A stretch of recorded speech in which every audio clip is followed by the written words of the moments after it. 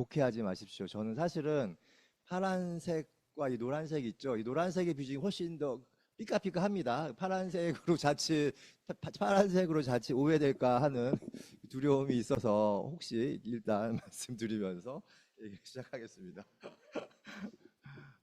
어쨌든 정혜란 선생님 이게 우리 선거 이번 주에 있는데 이렇게 이미 좀 끝난 승부여서 이미 예정된 길을 우리가 잘 걸어가겠다는 생각도 하고요. 제가 하늘트 시작하기 전에 제가 엊그저께 민주화운동 기념사업회 여러분 아시죠? 그게 남영동 대공분실 그게 이제 다음 주 개관인데 민주화운동 기념사업회 기록관이라고 하더라고요. 거기 다 리모델링을 했어요. 그래서 지난 목요일부터인가 오늘까지 연극을 해요. 연극. 미궁의 설계자라는 연극인데 오늘 끝나요. 근데 그거는 뭐냐 하면 30명 정도 되는 관객들을 미리 인터넷으로 접수를 받아요. 표를 이제.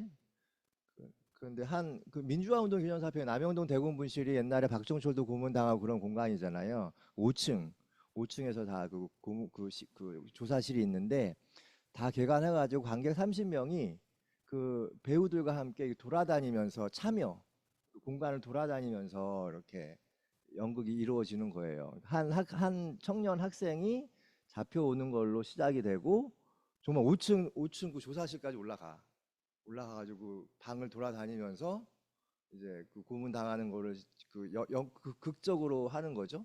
그리고 김수근이라는 건축가가 이 건축에 어떻게 참여하게 됐고 그 건축가의 고뇌는 아니고 그 건축가가 되게 중요하구나. 건축의 윤리, 공간의 윤리, 뭐 이 공간에 무엇이 담기 있는지까지를 다 감안해야 되는 건데 김수근이 이런 것을 놓쳤구나. 이런 거를 한쪽에서는 그 김수근 건축가의 고뇌가 가고 있는 거고 한쪽에서는 잡혀온 청년이 어떻게 그 대공분실에서 이렇게 고문당하고 이런 거예요.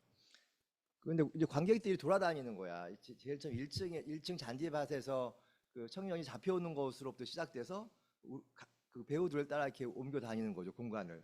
그래서 한 층 한 층 올라가는 거야. 2층은 건축가 사무실에서 김수근의 고뇌가 담겨 있는 씬이 있고 3층에 올라가서는 취조하는 게 있고 5층에는 정말 이제 진짜 실제로 그 5층 조사실을 돌아다니는 거예요.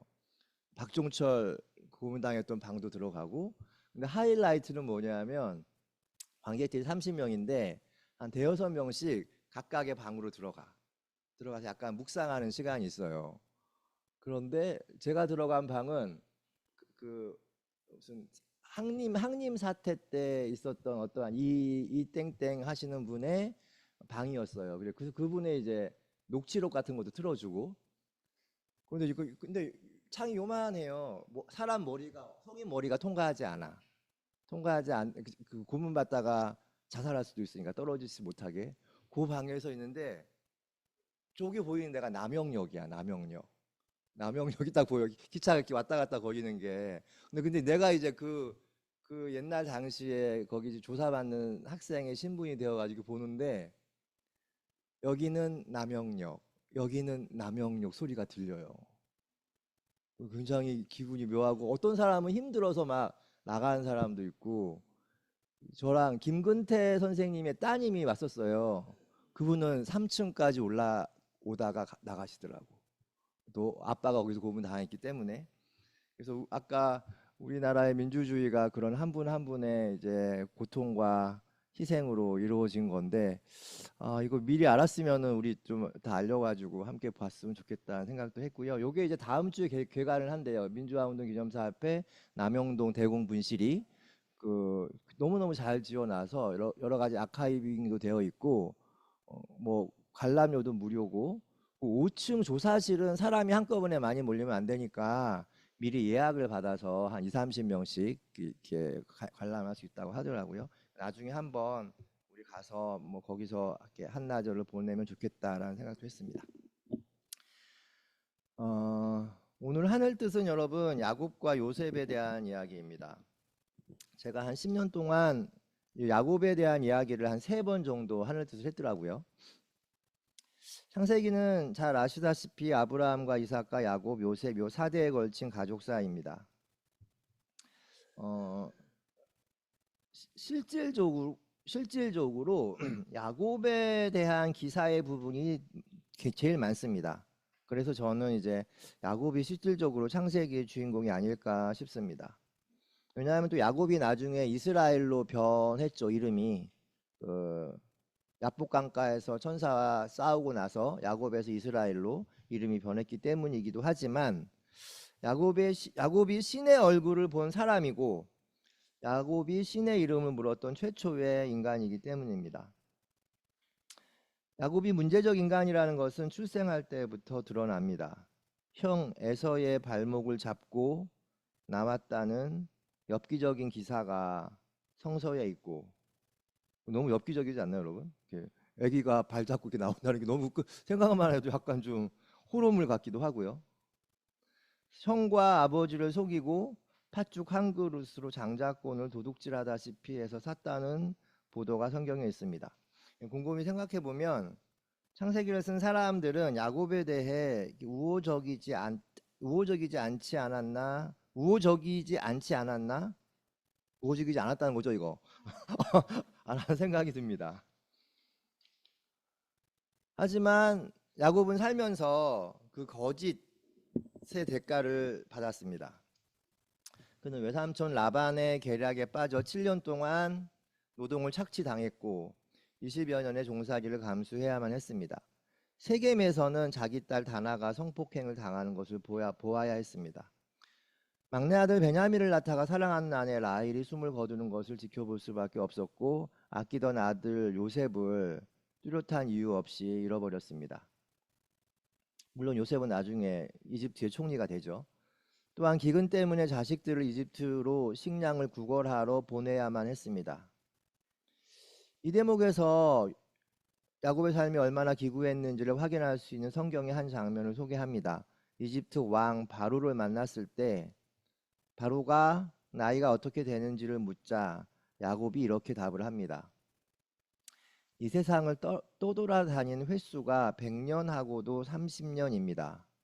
저의 조상들이 세상을 떠돌던 횟수에 비하면 제가 누린 횟수는 얼마 되지 않지만 험악한 세월을 보냈습니다.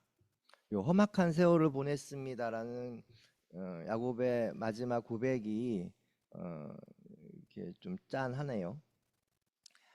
본인의 고백처럼 야곱은 실로 험악한 세월을 보냈고 그것의 원인을 아버지를 속이고 형을 속여서 획득한 장자권 때문임을 그는 자신의 입으로 표현하지는 않았지만 어쩌면 마음속 깊이 그 원죄, 나름 원죄라면 원죄겠죠.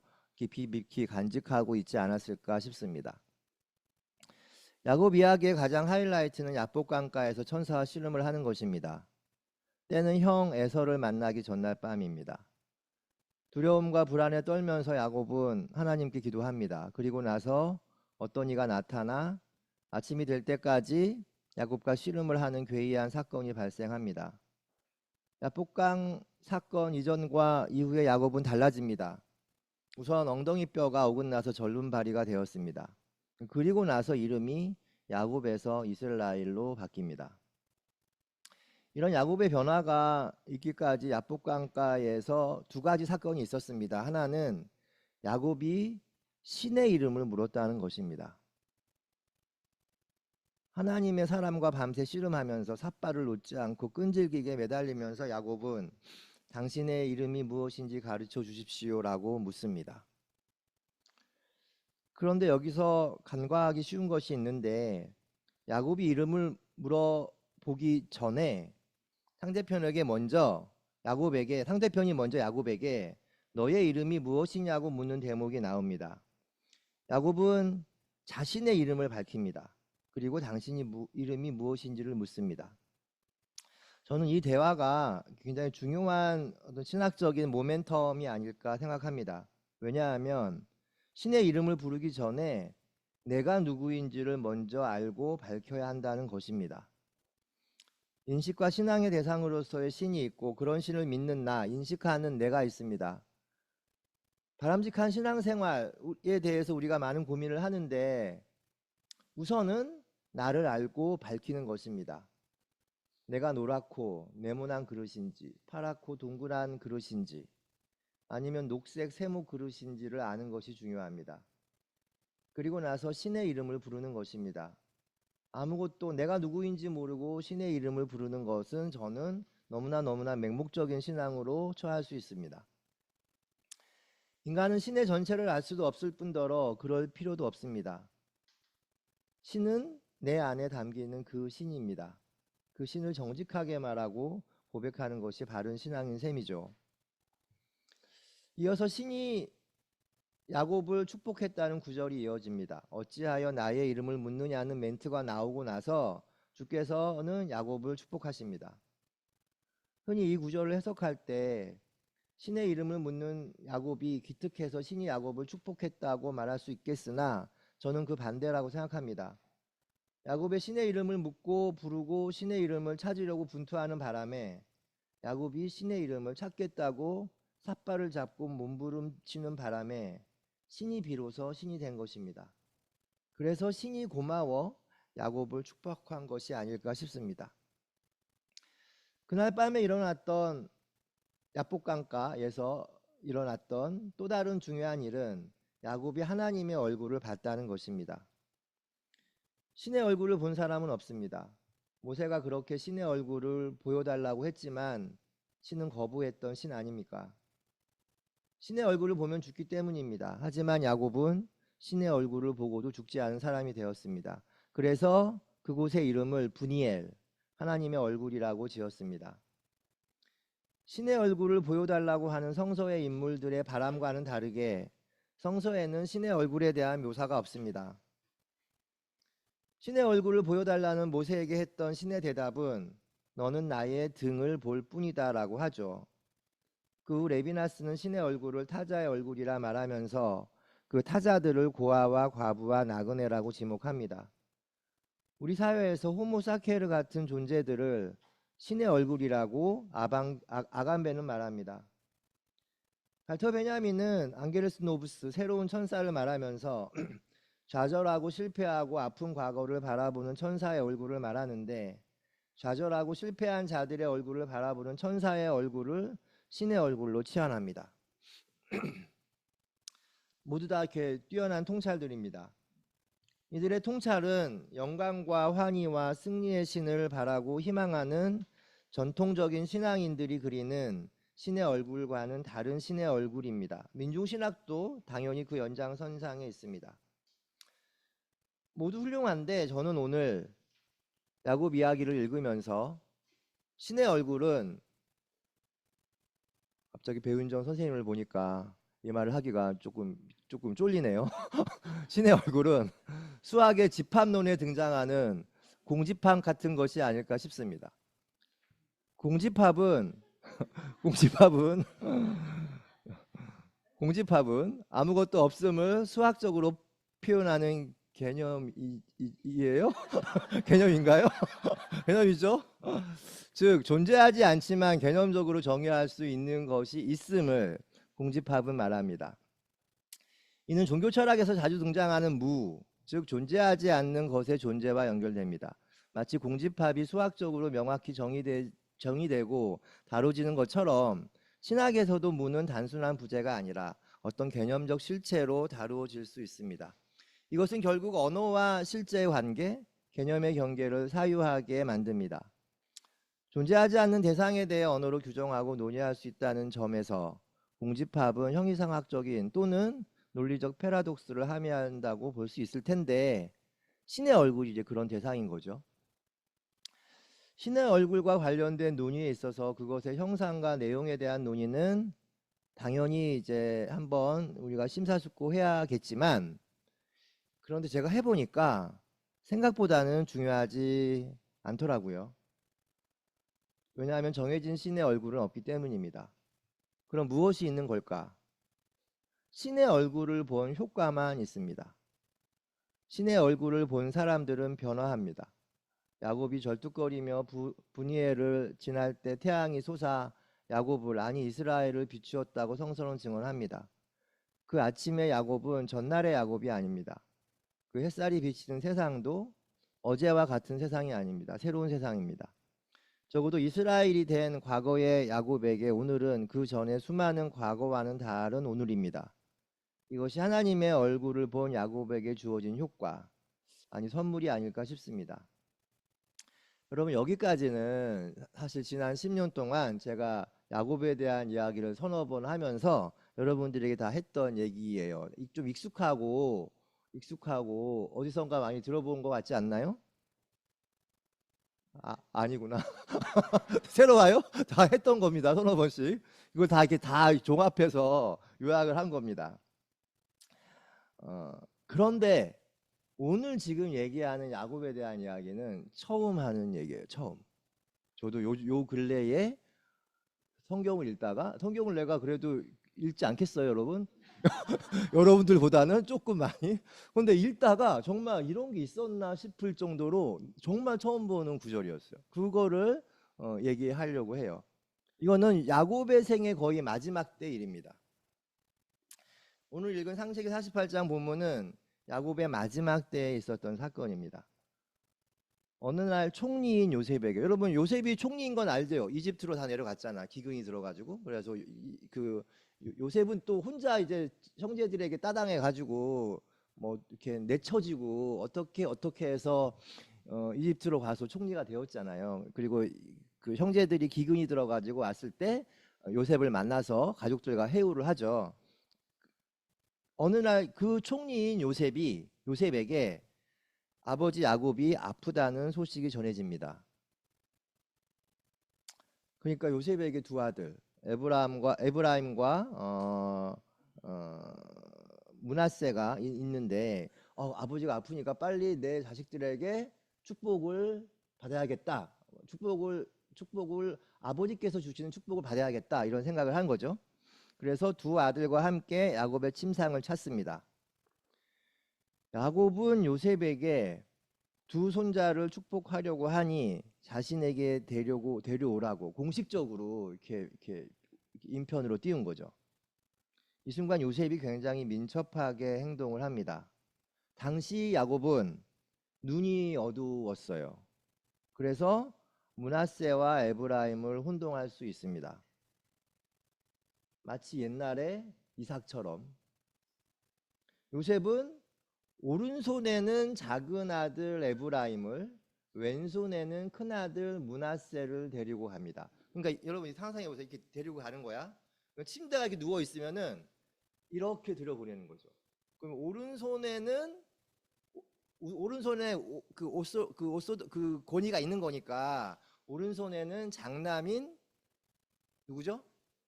므낫세가 되는 건데 걔를 왼손에다가 집어넣은 거야. 이렇게 들여보낸 거예요. 여러분 이해하시겠죠? 왼손에 큰아들 므낫세를 데리고 갑니다. 그대로 가면 아버지 야곱의 오른편에 큰아들 므낫세가, 왼편에는 에브라임이 서 있게 됩니다. 장자에게 축복의 우선권이 있어야 한다는, 그건 좀 왜 그런지 모르겠으나 일종의 강박 같은 것이 당시 유대 사회에는 집단적으로 있지 않았나 싶어요. 야곱도 그랬고 지금 이 장면도 다 똑같습니다. 이때 그런데 아무도 예상할 수 없는 일이 벌어집니다. 야곱이 오른손과 왼손을 엇갈려서 이렇게 한 거죠. 이렇게 축복을 한 게 아니라 이렇게 엇갈린 거예요. 이렇게 엇갈리면 이제 역전이 되는 거겠죠. 이렇게 엇갈려서 축복을 했다라는 거예요. 요셉은 이를 보자마자 황급히 뛰어 들어가서 그 아버지의 손을 바꾸려고, 아버지 이러시면 안 됩니다 했겠죠. 바꾸려고 합니다. 그러나 야곱은 완강히 거부합니다. 야곱이 엇갈린 손은 우발적인 실수라거나 눈이 어두워서 생겨난 해프닝이 아닙니다. 왜냐하면 마지막 오늘 읽은 성경 본문에 나도 안다 내 아들아, 나도 안다, 나는 안다, 이 말은 그의 정신이 맑다는 반증입니다. 그렇다면 팔을 이렇게 바꾸려고 했던 것은 무슨 뜻일까? 그러니까 이게 여러분 오늘 우리가 함께 생각해야 될 거죠. 왜 팔을 바꾸려고 했을까? 야곱의 엇갈린 손은 흥미로운 표현입니다. 히브리어로는 거꾸로 놓다, 주의를 기울이다, 통찰력을 주다로 옮길 수 있는 샤칼이라는 말이 있습니다. 그런데 비슷한 소리인 샤메크가 되면 어리석다, 멍청하다가 되어 듣기에 따라서는 지금 야곱의 이 행위가 되게 무슨 깊은 뜻이 있는 것처럼 들리기도 하고 굉장히 우매하게 보이기도 하는 것이죠. 되게 중첩적인, 중의적인 표현입니다. 요셉이 보기에 야곱의 행위는 이해할 수가 없습니다. 아버지가 눈도 안 보이고 치매까지 걸린 것인가 하고 황망해할 수 있겠죠. 엇갈린 팔을 보면서. 하지만 야곱은 그렇지 않습니다. 성서 기자 눈에 비친 야곱의 엇갈린 손에는 심상치 않은 의도가 있습니다. 그것이 뭘까? 우리가 여러분 이제 이번 여름이 우리가 서대문 교육원으로 옮겨서 5번째 맞는 여름이에요. 이렇게 5년 전 5번째 맞는. 그리고 나서 여기서는 3번째 맞는 여름이에요. 여기 와서는 굉장히 5년이 됐다는 것도 참 실감이 안 가고 여기서 와서 벌써 3번째 여름을 맞고 있다는 것도 시간이 많이 흘렀다는 생각이 드네요. 저는 이제 꽃 같은 거 잘 모르거든요. 노란 거는 개나리고 빨간 거는 진달래고 빨간 또 장미, 빨간 건 진달래가 아니죠. 진달래가 뭐죠? 색깔이죠? 빨간 건 장미고 이 정도밖에 모르는데 여기 와서 여러분들이 맨날 사진 찍고 이렇게 우리 올리는 것을 보고 심지어 그 꽃의 이름들을 다 아시더라고요, 여러분들. 이거는 여러분 뭔지 아세요? 작약. 예. 작약. 되게 그 꽃에 대한 예민도가 제가 그리고 관심도가 여기 와서 많이 늘었는데 우리 대학원은 수유리 대학원은 이 국립공원 안에 있는 학교니까 학교가 다 이제 계절마다 꽃이 피고 지고 하는 것이 늘 확연하게 느껴지는 데예요. 그런데 지금 졸업한 학생인데 그분은 이제 암 수술을 하고 오신 한 중년 한 50대의 여성분이신데 암 수술을 하고 오셔서 이제 공부하는데 힘드셨어. 한 3년이면 졸업해야 되는데 한 4년이 걸리고 하셨는데 이분이 4년 내내 우리 학교의 화단에다가 무슨 꽃을 심고 가꾸고 맨날 그런 일을 하셨어요. 그래서 원예부 같은 게 만들어졌어. 그분이 혼자 하니까 너무 힘드시니까 거기 대학원 학생들끼리 도와가면서 학교 전체를 막 꽃밭으로 만들고 졸업을 하셨어요. 작년에 졸업하셨을 거야.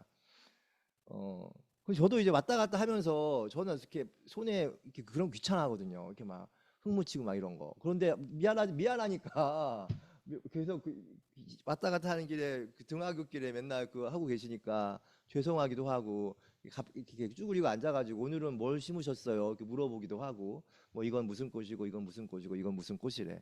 뭐 이런 얘기도 하고 이렇게 묻고 했던 기억이 있습니다. 그러면서 이제 그 꽃 이야기들 몇 개 해주셨어요. 특별히 지금 기억에 남는 것은 목련에 대한 이야기예요. 여러분 목련의 다른 이름을 아시나요? 북향화입니다. 북향화. 보통 신문들은 해바라기처럼 태양 쪽으로 기우는데 목련은 그 반대라고 해요. 꽃을 피우기 전 봉우리 방향이 북쪽을 향해 있다고 해서 북향화라고 불립니다. 저는 그래서 굉장히 그 멋진 표현 아닌가요? 다른 꽃들은 다 해를 향해서 가는데 해를 딱 봉우리를 하고 이제 그 꽃을 피우는 거니까 멋지네요 라고 했던 기억이 있습니다. 오늘 우리 야곱은 꽃으로 비유하면 이렇게 목련과는 거리가 먼 대표적인 해바라기형 인간입니다. 해를 향해서 출세와 자신의 욕망을 향하여 끊임없이 자신의 처지와 신분을 상승하고 고양시키면서 살아온 인물입니다. 야곱은 둘째로 태어났지만 첫째가 되고자 에서와 이삭을 속이고 축복을 받고 자신의 안인을 위해 천사와 겨루고 라반에게 속고 속이며 가문을 일으키면서 성공만을 향해 달려온 인물입니다. 창세기에 나오는 야곱의 모든 행동은 여러분 이런 관점으로 바라보면 맞습니다. 그런데 인생의 말미에서 야곱이 이렇게 알 수 없는 행동을 한 거죠. 그것이 바로 엇갈린 손입니다. 야곱에게 어떤 변화가 있었던 것일까? 여기서부터는 저의 뇌피셜입니다. 야곱은 지금까지 이만큼 성공해서 잘 살 수 있었던 것은 형을 속이고 빼앗아 누렸던 장자권 때문이라고 생각했습니다. 좀 미안하고 양심의 꺼리낌, 좀 양심이 좀 꺼려지지만 그래도 내가 이렇게 이만큼 성공할 수 있었던 것은 이 장자권 때문이야. 그때 잘했어, 이렇게 생각했었는데 죽음을 앞두고 어떤 신경의 변화가 일어나지 않았을까 싶습니다. 다른 사람들을 속이면서까지 이익을 탐하는 나를 주님께서 내치지 않으시고 끝까지 지켜주셨구나라는 깨달음입니다. 아브라함은 야곱과 같은 작은 아들이죠. 에브라임, 지금 우리 요셉의 아들 에브라임은 야곱과 같은 작은 아들입니다. 작은 아들은 큰 아들에 비해 주류가 아니고 기득권도 없고 권력의 중심이 아니라 변방에 있고 그래서 약하고 소외될 수 있습니다. 야곱 본인은 그것이 두려워 에서와 이삭을 속이면서까지 자신의 운명을 바꿔치기 한 것 아닙니까? 그런데 그가 죽음을 앞두고 뭔가 깨달은 거죠. 이게 아닐 수도 있겠구나. 주님은 자기가 장자라서 복을 주신 것이 아니라 둘째로 태어났음에도 복을 주시는 하나님이라는 것입니다. 주님은 뭔가 빠지고 모자라고 완전하지 않고 첫째가 아니고 약해도 복을 주신다는 것입니다. 그래서 에브라임에게 이렇게 말하고 싶었습니다. 나는 둘째로 태어난 것이 부끄럽고 두려웠다. 그래서 모두를 속이면서 신분을 세탁하였고 수단과 방법을 가리지 않고 부와 출세를 위해 달려왔는데 너희들은 그러지 마라. 해바라기처럼 해만을 쳐다보지 않아도 된단다. 목련처럼 해를 등지고 있어도 주님께서 너에게 맞는 멋진 꽃을 피우실 거다. 이 말을 야곱은 에브라임 그리고 므낫세에게도 말하고 싶었던 것이 아닐까? 이런 마음이 엇갈린 손으로 축복을 하게 했던 것이 아닐까 싶습니다. 이렇게 구약학자들에게 말하면 말도 안 되는 소리라고 말을 합니다. 다음 주에 저는 저의 두 번째 재신임을 묻는 공동의회가 있습니다. 저는 유학 마치고 한국에서 마자 한백에 출석하기 시작했고 그 다음 해인 2015년에 담임 목사로 취임했습니다. 정말 아무런 이유와 원인을 아직까지도 못 찾겠네요. 정말 아무런 올 이유가 없었는데 지금 회상하니 한치의 망설임과 시간차 없이 마치 자석처럼 바로 한백에게 닿았던 것 같습니다. 한백으로 올 아무런 이유와 계기가 없었는데도 말입니다. 주변 사람들은 제가 좀 출석하다가 어디 다른 데 자리를 찾아 나갈 것이라고 생각했다고 합니다. 대부분의 사람들이 해바라기 같고 그것이 당연하니까요. 이제는 말이 바뀌었습니다. 제가 10년 한백에 있으니까 사람들이 저를 물론 목련 같다고 말하는 사람은 없지만 해바라기 형은 아니라고 말입니다. 하지만 여러분 그 말도 틀렸습니다. 저는 해를 등지고 북향을 바라보며 시련과 고난을 고고히 견딜 수 있는 그런 위인도 못 됩니다. 그럼 뭐가 진실일까를 생각했죠. 제가 해바라기 같은 사람인지 목련 같은 사람인지 뭐가 진실인지는 모르겠지만 분명한 것은 한백이 저에게 빛을 비추는 바람에 저는 한백만을 바라는 해바라기가 되었고 그 따스함으로 인해 세상 밖에 나가 목련같이 되어 해만을 바라보는 사람과는 다르게 북향을 바라볼 용기까지 가지게 되었다는 말입니다. 그것이 지난 10년 한백과 함께 하면서 일어났던 저의 성장 서사입니다. 지난 10년 여러분 너무 감사했습니다. 사전 선거운동 같지만 앞으로도 지금처럼 잘 부탁드리겠습니다. 잠시 묵상하겠습니다.